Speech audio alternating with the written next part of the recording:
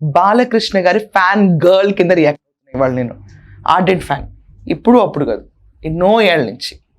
ఇది మీరందరూ అనుకోవచ్చు, ఏంటి ఫ్యాన్ గర్ల్ కింద వీడియో చేస్తారని. తప్పేంటి? మనకు నచ్చిన పొలిటీషియన్స్ గురించే మనం ఫ్యాన్ ఉంటామా? మనకు నచ్చిన హీరో గురించి ఇంకొకరు మాట్లాడితే ఫ్యాన్ గర్ల్స్ రియాక్ట్ అవ్వరా? ఫ్యాన్ బాయ్ మూమెంటే ఉంటుందా? ఫ్యాన్ గర్ల్ మూమెంట్ ఇది నాకు ఈరోజు. బందర్ నాని కూర్చుని బాలకృష్ణ గారికి ఎంతెంత హెల్ప్ చేసేసాడో, అంతంత హెల్ప్లో ఎంతెంత లాభ పొందిపోయారో, ఇదంతా కాకుండా taking situation to advantage, Chiranjeevi గారిని పైకి ఎలా ఎత్తాలో. వాళ్ళిద్దరి మధ్యలో గ్యాప్స్ లేవండి బాబు, వాళ్ళిద్దరి మధ్యలో గొడవలు కూడా రావు. లెజెండ్స్ ఇండస్ట్రీకి, వాళ్ళిద్దరి మధ్యలో గ్యాప్స్ క్రియేట్ చేద్దాం అని ఎన్కాష్ చేసుకుంటున్న వైసీపీలో బందర్ నాని అతన్ని విశ్లేషిద్దాం.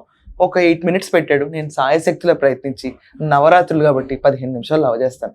కానీ మనందరం గుర్తుంచుకోవాల్సిన విషయం ఏంటంటే, పేరిన్ నానికి కూడా ఇంత వాయిస్ ఎలా ఉందబ్బా అని మీరు అందరూ అనుకుంటే, ఇది ఖచ్చితంగా కూటమి వైఫల్యం కాదా?